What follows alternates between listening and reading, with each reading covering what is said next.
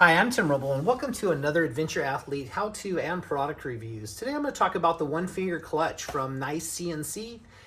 Ordered this a couple weeks ago. I ride this bike in technical terrain, and so I thought maybe just having a little easier clutch pull, and it does that. This 890, 790 platform uses a cable, and basically what they've come up with is this two-hole method. Right here would be the standard. So if you wanted to go back to the standard feel in the clutch, you do that.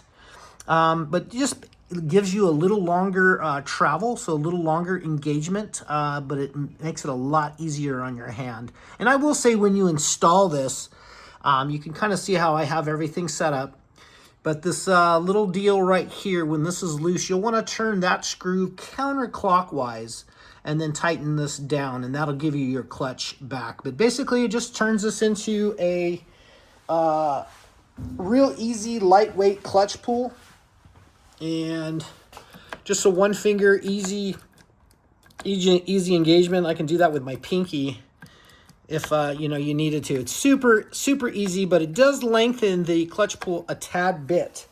I did purchase this with my own money. I believe I got this one from the NICECNC store. I have reached out to them to become an affiliate because I think their products are actually priced very well, and it's a great quality CNC product. So I like the powder coat or the anodize on it.